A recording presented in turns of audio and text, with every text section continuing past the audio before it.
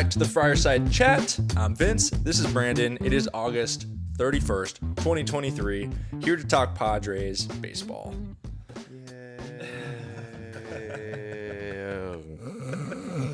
It's a good way to put it. It's over. Yeah. It's done. I think it's done. They suck. Yeah. We've known for a long time, but it's hard to admit it. Yeah, especially after this week. I think, what was it? It was after the Brewers series when they got swept. I think we had like the same exact thought at the same time, and you texted me, you're like, it's over. Yep, it's done. done. You couldn't afford it. And then they really put the nail in the coffin by going, hey, St. Louis, you guys also suck. All right. How about you guys take a series from us to really drive our point home? A couple episodes back when we were going down the schedule, right, we were like, okay, here's a series that's coming up. And we're like, Brewers could be a series to win. We're like, St. Louis, you got to win. But then we're like, trap series because that's the type of teams the Padres like to lose to. Yeah. And case in point. But what are we going to talk about if it's not the playoff hopes? Well, let's do a rundown. We've got some segments here. So we're going to recap the week. As we alluded to, we believe it's over. We can get a little bit more into that. Padres dealing with a number of injuries, so maybe we can touch on that. Somebody on the Padres might be watching our show. We'll get into that a little bit. We'll see. Speculation. You know who you are out We'll there. see. Rich Hill has had some interesting stories around his name. What a weird Padre tenure. Yeah, and then some things to keep watching for. If the season's over, is there anything to still watch? We'll answer that question. And then, of course, the answer may surprise you. It might. No, there's some good stuff. Yeah, there's some good it's stuff. worth it. It's worth it. It is.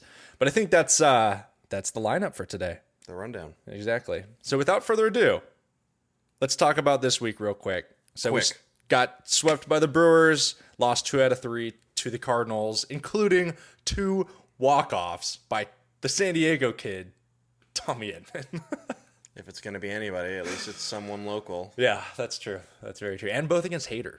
So extra tough to swallow for sure. You think Hader goes into the locker room and he's just like, there's a picture of Edmund up in his locker and he's like just stabbing it, throwing baseballs at him. He has a little Edmund voodoo doll now. Yeah, exactly. That's got to be somewhere in the record books of people who have wronged Hader. I mean, Hader's elite. To do that back-to-back, I guarantee that's probably never happened. And even his walk-up single thing was a bomb, like off the wall, like feet away from another homer. Can you imagine if that had been a homer too? Yeah, really weird. Homers. There's probably not anybody out there with as much confidence going against Hader when the game's on the line than Edmund. Super weird. But again, like you said, if anyone's going to do it, at least it's a San Diego guy. Yeah. So not too bad. So Padres now are 62 and 72. I'll say that again, 62 and 72. And what a bunch of jackasses. 7.5 games back with, I think there's 30 games left to play, I think, roughly. 28 games left to play. Don't look now. Tied with the Washington Nationals, who, by the way, are a team comprised of all of our prospects. Who are getting better. Former prospects, who are all ramping, performing really well, which is pretty funny. Are you switching the words funny and depressing again? Because if that's how you want to do you have to laugh. This season's been you have hilarious. to laugh at it because otherwise you're just depressed, right? That's how I look at it with Padre stuff. Laughing's better than crying. Because for the last when we've been teetering in that whole realm of it being depressing, I had to literally flip a switch in my mind because the losses hurt so bad that I'm like, once it hit that first walk off, I had to laugh. You know, Yep. I was like, 2023. You dog, you did it again. And then it happened again. So it was even funnier yesterday. Oh, my Lord. As you can tell, I've lost my mind a bit. A little bit. Season. I'm worried about you. I'll check in on you. But this is funny. You know, we talked about the run depressing. We talked about the run differential. So the Padres and Nationals tied for record, but the Padres run differential is, so Padres plus 54, Nationals minus 102. And they have the same record. We're so bad. How? This will go down as probably the most shocking and the most disappointing Padres team to date. Yeah. I know it is in my lifetime. There's people who have I can't think of lived through something worse, but I don't know if even I can't think of a bigger disparity as far as the aspirations and realistic expectations of the team versus how it's ending up. And it's not even done yet. No. Like, it could get worse. About a month ago, I think, right? When they lost the series to the Pirates, even the commentators were like, this is rock bottom. Mm-hmm. It's not. Psych. It's Padre said, hold my beer. Yeah, you're like, you think this is rock bottom? I'll show you rock bottom. The only thing that could be worse is if we had like a Nationals game or series to end the final thing and we just got swept by them. You know what I'm actually looking forward to? We have a series against the Athletics. Oh, I was going to say the season ending. Coming up. No, but I'm saying play the Athletics, and if you lose the series to the Athletics. Is that the last series? No, the last series is Giants. Giants are the last, but that's one of the last series, though. Mm-hmm. And what's funny about the Padres, too, is we have a stretch coming up where it's like Phillies, Astros, Dodgers, like back to back to back, and they'll probably play well. Mm-hmm. That's my guess. That's how they do. They'll probably play well, and then you'll be like, "Whoa, what the heck?" And then you've got White Sox, Athletics, Cardinals again, I think, and they'll probably just fall on their faces. But you know, next segment. I agree. That was enough. So part of the woes I think are injury related, but yeah, we were just like, I have a list here of all the guys who are banged up. We've got... Play some theme music to this? Yeah, pretty much. Who's injured? Darvish, Cronenworth, Musgrove, Wilson, and Choi, and I'm probably missing somebody, are all on the injured list. And then you've got guys like Machado, whose elbow is so messed up that he can't make a throw across the infield without one-hopping it. But he's still in there because he's a guy. And then Sanchez's knee's all messed up, so Campusano came in for him, but then Campusano's hand's all janked now. Waka apparently had some shoulder stuff he's still working through, hence the 5 walks in a row against the Brewers. And again, I think I'm missing. There's other pitchers hurt. There's probably other ailments, but that was like half the team. Yeah. Not a lot to say to it. I mean, we could blame it on injuries, but they've sucked when they were healthy. So, is what it is. Hopefully everybody gets healthy. I think time off for Jake Cronenworth is a plus. That guy's so self-loathing when he's not going right. It's good to just say, hey, you can't play right now. You don't have to try and fight your way out of it. Literally take Go it get easy. fixed, rehab, find your swing through the rehab process, which would be nice and new. Mm-hmm. And I think he'll come out of it really good. You Darvish, I mean, it's not great. It is what it is. Same thing with Musgrove. Is what it is. I mean, the best part about us being out of contention is that this all doesn't sting as much. Right. If we're in it and we're like a game away and all these guys go down, then you're like, oh, crushing. We've already been crushed. Yep. Hopefully they all come back healthy. Mm-hmm. They don't have to rush it, so it's maybe the best time for them to get injured. Right. And it's going into an off season. Yeah. So back to optimistic stuff. You know, they get to heal without stress of trying to come back too early. Mm-hmm. And we'll be ready for next year. Next year does look really fun and awesome. We have some questions around that too. Yeah. But it doesn't matter right now. Yeah. Next segment. We're hopping straight into it. So we have reason to believe that somebody on the Padres watches the show.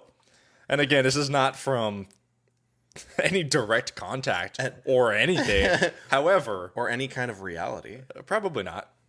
However, if we look at the dates, last Thursday, we posted, I'm going straight conspiracy theory here. Yep. We're like, hey, something's got to change. Offense is inconsistent. We need to adjust the lineup. And then we provided what we thought the lineup changes should be. Blueprint. Yeah, exactly. Based off of statistics and just how the players have been performing. Lo and behold, Padres arrive in St. Louis. It's almost the same lineup. Almost. Like there's of course the main pieces were the same. The main moves that we talked about were the same moves that Bob Melvin made. So that's when we asked the question: is Bob Melvin watching the show? Just we'll send him our email. Bob. We'll send him a fruit basket. Yeah, we won't. You know, you don't have to admit it. It's okay. But that being said, and it could be take it with a grain of salt because it is the Cardinals that we're playing against, not a great team. But I mean, pretty consistent. Like putting up 4 or 5 runs each game, I think. It was an improvement. And it wasn't all off the long ball. It was, I think, you know, the runners in scoring position were sitting around, 300, something like that. Pretty good. I had mentioned the young guys playing well. Azokar's been playing, getting some hits. Batten has been getting some hits. He's a fun story. Campy's been doing campy things. Campy's been good ever. Right? Like when he's been healthy and playing, he's been great. Yeah. Not just good, great. He's hitting almost 300, providing pop. Mm-hmm. Garrett Cooper has been playing well. getting some consistent play time. Yep. So, anyways, I mean, the lineup changes seem to be working. It's the pitching that's been falling short of late. It'll be interesting to see if they stick. If they stick with this lineup. Thank you, Friarside chat. Yeah, Bomel, if you're Totally listening, taking credit for this. wear your hat forward today. If you're listening, that will be our sign. I love it. But anyways, so what else happened this week? Let's talk Rich Hill. Yes. So there's some interesting storylines about that. You want to get us started? No, you had. Yeah, Grandpa Hill. He's one of my favorite people. I don't remember. I've seen him play on a bunch of different teams. I never remember him completely going apeshit, MFing himself between all the innings and when things are going wrong. So, like, he was just, I mean, the field mics were picking it up, and it was hilarious. I was cracking up. I don't care. Every time he was walking off the field, like, the camera on the broadcast cut to, that angle of him walking off the field. He's just MFing everything. The best part was the first one he screams. He's like, "Oh, bleep!" And they catch it clear as day, and they still kept it on him. And they're like, surely he won't do that again. Mother beep! Every inning. Okay. So then it was they like started a good to mute inning. it. Like, he got out of a jam, and he's still pissed. Yeah, pretty funny. But I'll let you tell the next part. I thought it was super interesting that he did this. He had a very mentor style of a role with Pittsburgh with their young pitching staff. And when he was coming over here, he definitely talked about it to the press, how he's going to miss that. Yeah. And he's coming to a staff where the audience is completely different. Right. It's Joe Musgrove, established veteran. Yeah. Yu Darvish, even more established. Lugo, Waka. These are all people who are not spring chickens. So you don't really come in and go, hey, guys, you should listen to me. Here's what you want to do. Yeah. So he kind of gets that taken away from him. But we hear that he's still imparting some wisdom in some ways, and it was through Seth Lugo. Yeah, they were talking about, and I thought it was kind of funny, right? Because so apparently he was working on Lugo with a sweeper to add to his repertoire. Lugo already had a good curveball, a 12-6 curveball. Yeah, worth noting. More vertical, up, down. So he's going more horizontal now. Get it across the zone sweeper, and he started mixing it in. Apparently he got it down in like a week, which is pretty insane. Unbelievable. People use an off season to have develop the confidence to like play around with the pitch for a week, and then you're like, this is good enough to put up against batters next start. That's pretty awesome. But then what the funniest part was is they were saying that, so they're kind of keeping it a secret for good reason, right? Right. If you're it's not in the scouting report yet. Who's going to expect that from week to week this guy has a brand new pitch? Like, what's going on? And then it was like Bo Mel, I think, in a press conference was like, oh yeah, Lugo's new sweeper pitch. Exactly. And Rich Hill had talked about this with other media members of the Padres staff, and he told the media, hey, this is like, this happened, because they asked him directly. Because they had heard about it, and he was like, keep it on the down low, though, because keep that in-house so that other teams don't scout it. It could have been after game one, it's like, well, why did that pitch go more left to right? Is that a new pitch, or was he just dropping the elbow more and it was a byproduct? It could have been. So it's not necessarily in the scouting report officially. But then you have your coach come out and say, he's working on this new pitch. It's like, oh, well, we should look for that new pitch. Exactly, yeah. Because, I agree. Like, it potentially could have taken a few starts, and then after they're reviewing tape, the scouting report would be like, is that a different pitch? That is a new pitch. Yeah, like, that's a whole different pitch, isn't it? Yeah. Because it's not unheard of for a guy to, on one outing, his slider is a little bit more vertical, or it doesn't break as much. It's just a weird fluke of a game. Yeah. Anywho. But anyways. Good old Bo Mel. So cool. Good old Grandpa Hill. In summation, I have this in my notes, actually, I wrote down, and you liked it. I put Rich Hill, weird attitude, but helping guys get better. His new slogan. I think that's a pretty good summation of his time at the Padres so far. In a nutshell. If his lasting impact on the Padres after this year is that he gave Lugo a new pitch that helps him be successful for next year for us, that's a positive experience coming out of Rich Hill. Is Lugo with Padres next year? I'm not sure. I hope so. Lugo and Waka have been shining. I was surprised. I think I saw Waka I think he's on like a 3 or 4 year deal. Is he? I think so. Dude, what am I doing? I need to look into this stuff. Yeah, I think so. Stupid. But anyways, so as we mentioned, we think the Padres season is over, barring some sort of like 25-0 run, which is highly unlikely. How many have they won so far in a row this year? Real quick. 3. 3. Oh, Anyways. sure. So barring something crazy like that from happening, season's done. Postseason aspirations are over. However, if you're looking at the team, and obviously we still love to watch, and there's still a couple things to keep an eye on for sure. Things you can keep rooting on. Blake Snell. Cy Young Snell. Mm-hmm. I remember joking about how we're seeing a version of Cy Young Snell that we hadn't seen before, and believe it or not, It's very real. It is. I don't know how he's worked down his ERA to what it is, because in the beginning of the year, the first third of the year, he was not good. He was walking the world and giving up the runs. Now he's still kind of walking the world, but striking out everybody, and I have a theory. I wonder if it's the same thing. I was about to say something. Is it Gary Sanchez? That's what I was going to say. That's not what I was going to say. That's what everyone will say. Gary Sanchez definitely has Gary helped. Sanchez I'm not denying that relationship and being on that wavelength hasn't helped a lot, because it totally has, I think. But I think his tunneling with the fastball and curveball, he locked that in.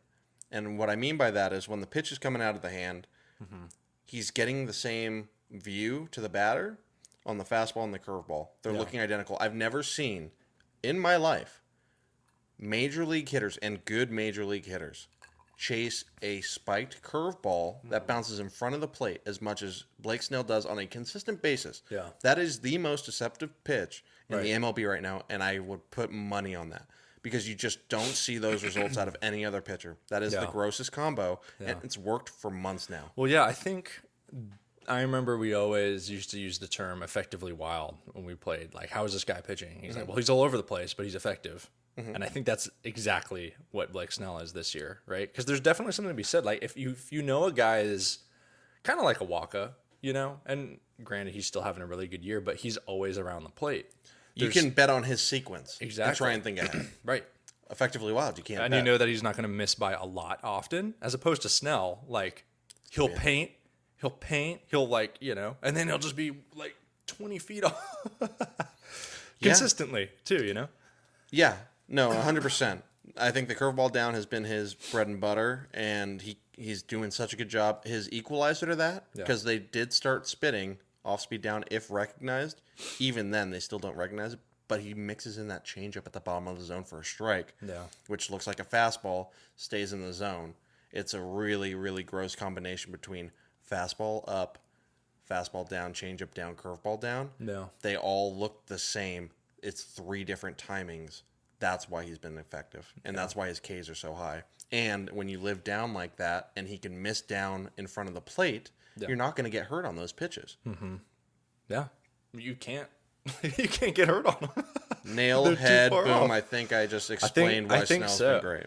I thought, so this is another thing that just kind of came up in my mind was, I think it was on the broadcast, they were talking about Lugo during his start and how, he has a lot of experience relieving as a relief pitcher. And now as a starter, they talked about how he can kind of switch his mindset to where you're in starter mode, get a couple guys on base, let's say, and then you're kind of able to switch your mentality into like reliever mode and get out of innings, even if you have gotten guys on base, right?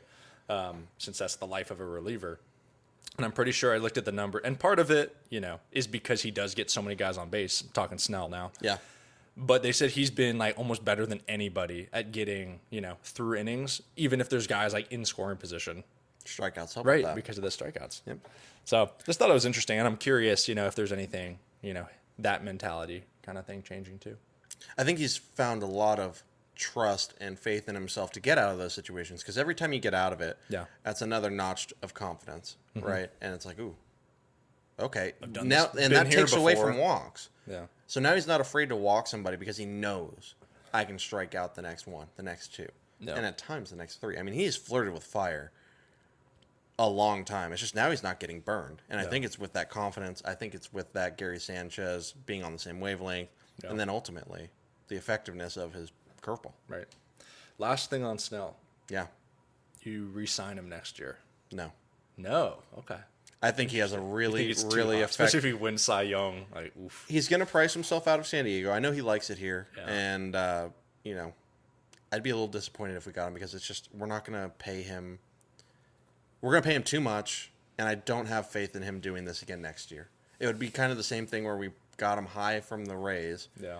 He hasn't done a lot in his Padre career. He's had Right. good second This halves. year has been, like He's the had good one. second halves for us a couple times, a couple timely playoff performances, but he hasn't been a rock.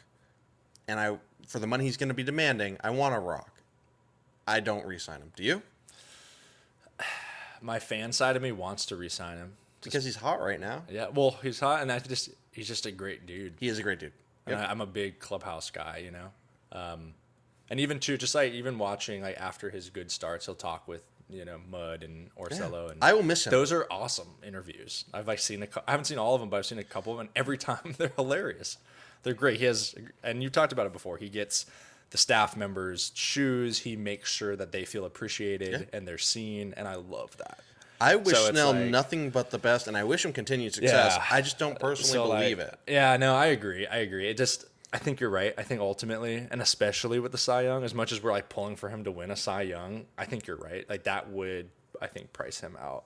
But So who it sounds knows? like you want Who to knows? re-sign him if he's not too expensive. Agreed. That's what your That's take that's is? what I'm saying. I say pass even on that. Really? Yeah. Okay. Good to know. Well, Seidler's got deep pockets, so we'll see. There's a good free agent class coming up. Yeah? I would much rather Okay. spend the money elsewhere. Gotcha. So what else to watch? Ha-Sung Kim, the story of the year. This is really fun stuff. Yep. So if you're tying your noose, don't do it yet. Good stuff coming. Do you think, yes or no, Ha-Sung Kim will win a Gold Glove this year? 100%. Yeah? If he doesn't, it's an injustice. Yeah. And that's not as a Padre fan. That's just, you look at the numbers. He's been unbelievable. He has been. Yeah. Yeah. No, he deserves a Gold Glove. I think he'll get it. I think he's getting a lot of recognition and notoriety around the league as being the elite defender. Mm-hmm. And it's well documented. Very hard to... If they don't give him a Gold Glove, they're going to have to answer questions. And there's no Yeah. reason not to. Right. So, Gold Glove for Kim. Yeah. I'm with you. I think he has to. It's kind of a no-brainer, in my mind at least. And then how about this other one, too? What about Tatis? Do you think there's a chance he wins a Gold Glove? He is second. We just looked this up before the show. Second in what? Defensive runs saved by all players. All positions. Yeah. Yeah. Crazy. Does he deserve it? Yes. Will he get it? Probably not. Coming off of using PEDs. Whether or not you believe he did it as a player or to heal, I think it was to heal. But nonetheless, he has that veil over him right now. He's slowly raising it. I think next year he's in the realm of being able to get all the awards he would have got previously. But year don't know, one that's- after the that's an interesting- suspension. But I don't know. I guess I don't know exactly how those awards are decided upon and given out. Popularity a lot of the time. Yeah, that's true. That's true. Who's the most marketable? But yeah, I don't know. I mean, if you think about it like that, right? It's like, well, he obviously is not on PEDs this year, No. and he moved positions, and he's crushing it. And he had a suspension this year that limited the number Yeah. of games of runs he could save. Right. And he's still second. No, And he's just experience deserving. out there, He's deserving. He is. You take all the factors that we mentioned out of it, just by numbers, Yeah. totally deserving. Yeah. It's even more remarkable when you start to think of the fact that he's missed games and still has that many defensive runs saved. Yeah. I hope he gets it. I Yeah. really do. I That'd love be cool. Tatis. Yeah. I love Tatis. Yeah, But I don't he's think he'll been get it. very good out there. Do you think Snell wins the Cy Young? We didn't talk about that. I think he does. I don't. I think Strider's K ratio think is so? crazy. It is crazy, but that's not like strictly. If you look at a bunch of the other I know. ERA, Snell leads. Pitching WAR, Snell leads. He's second in strikeouts behind Spencer Strider But by how much? by a good chunk. A good chunk. But everybody by a good chunk. But Exactly. strikeouts doesn't measure how good of a pitcher you are. I would argue at times it can show how dominant you are. Not all the time, granted. Like you can have your really elite pitchers who miss barrels all the time, get all the wins, but Strider's been elite and he's been dominant all Yes. year too. Well, I guess on it does a good help. team. To your point, yeah, he's on the best team in baseball. I wouldn't be shocked if Strider won. helps. I hope Snell wins. That helps, yeah. But I think Strider's going to win it. Actually, there's just one interesting statistic, right? It looks like so Snell, right? He's ranking at the top of everything. Right. One category he's not. Whip. FIP. Whip, I could understand because All the he walks. walks everybody. But FIP, which basically all that is, right? It's how, I guess, just how good a pitcher performs when you take out how much their defense contributes to their success. Interesting. Padres have a right? great defense. Exactly. And so he's actually ninth. So that's an interesting one. You know, if they're taking that into consideration, because right, when you got Kim, Machado, Grisham, Cronenworth at Tatis, first. Sanchez. Cronenworth at Cronenworth. first. He's been really good. When you've got all those guys behind you, right? Like they're going to be saving you runs. Real it's quick. interesting. You brought up. I mean, that's a great point. Yeah. If you really break down our defense, Gary Sanchez has been gross so behind the plate, good. Cannon and accurate this year too, and has been like making plays that are not normal. Ball kicks away to the first base side. He's barehanding, throwing across his body.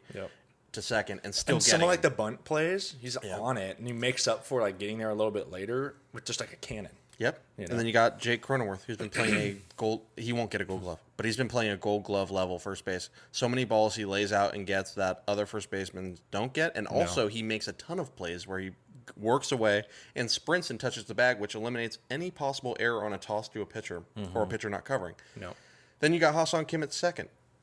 Best We've already defender talked in the about league. it. Yep. He's amazing. Bogarts, solid. Everyday shortstop. Yep. Machado, elite third baseman that makes plays that others just don't. Maybe Arenado.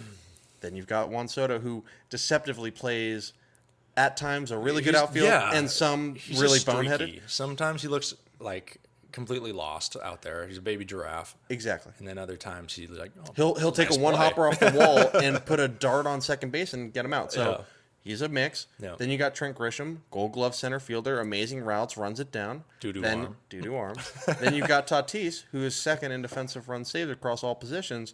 That's your defense. Yeah. Really elite. Doesn't get talked about enough. Yep. So yeah, I still think, and there's still 5 starts. Snell will probably have 4 or 5 more starts, I think. So we'll see. You know, that might help his case for Cy Young. I hope he gets it. That'd be fun. Between Snell, Strider, and maybe Gallen, I think, right? Between those 3 are probably the leaders. Yeah. There's a lot going Fun to for him, watch. a lot going against him. We'll see. But yeah, so those are definitely all things that we can, as Padre fans, still be tuned in for. They're fun. Some little, pride things there. We got a couple award winners, but so we usually end these podcasts with a little look ahead. I'll do that, but seeing as though it's not super pertinent, yeah, we'll do that quick, and then maybe we can talk about some things that we can start addressing more in the podcast to come. Yeah, reasons to still watch people talk about the team. Exactly. We've got some good stuff coming. Go ahead. Exactly.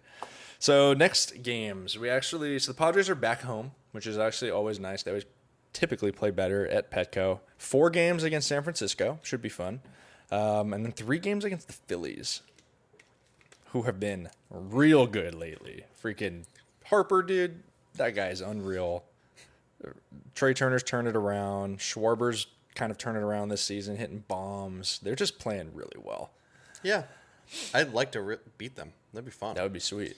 It's kind of like, let's ruin their day. Yeah, there's almost like this little, I think because of the championship series last year, I feel like there's a little rivalry between the two. Maybe not as much this year because we suck. I think it'll But there only last is. this year. You think so? Yeah. Yeah, I think whoever knocks you off the year prior, you already have that little animosity. But like at the end of the day, we don't care about the Phillies. Phillies don't care about us. But for this year, it'll be nice. Yeah. So that's those are the 2 series that's coming up. Again, we're not even really going to talk about the games to be made up. But I would love to see some more. We mentioned it earlier. I'd love to see some more Zokar, more Batten. Who knows? With all the injuries, are there any pitchers we could bring up? Jay Groom, I think, was a name we had talked about in spring training. Yeah. I don't know how he's doing, but why not? Let's get excited about people who are affordable and who we have control of, and see what they can do. They're going to get opportunities. Yeah. And with opportunity comes emerging stars every now and then. So let's hope that that's the case for us, and we get some good pieces, some momentum to go into the next year. But with that, some of our segments that will be coming up that will take up more of our time in the show, since it won't be talking about the playoff hunt. We're going to go over a lot of the prospects coming up in the organization that you'll see next year and the year after, but something to be excited about. We've got Merrill. Yep. We've got Solace. Those will be the fun ones that we'll kick it off with. What's his name? Lesko? Dylan Lesko? Is that his name? I was really excited about that pick. I remember when they picked him, I was like, that's a good find. Because he was a guy projected to be a top pick, and then he got hurt his senior year of high school, and they got him in the 2nd or 3rd round. Yeah. I think that's a good find.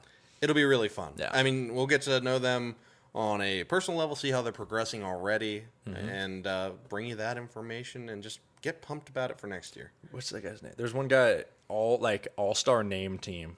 Egui. Is that his name? Egui Rosario or something? Oh, UG Rosario. Is it Egui? I've always heard it as UG. I thought it was Egui. We'll fill you in. That'll be the fun stuff you get. How do you pronounce their names? How do you get his name? I hope it's Egui because I love that name. He makes my all-star name team. There you go. Egui. Awesome. Anyways, but yeah, that does it for this week.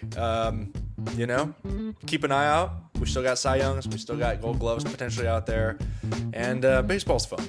You know, at this point, stop being depressed. Just have fun with it. That's kind of the approach I'm taking. Be nice to your fellow fans, and then we'll call for Friarside later. There you go. All right. Awesome. Signing off. Thanks, everybody. Later.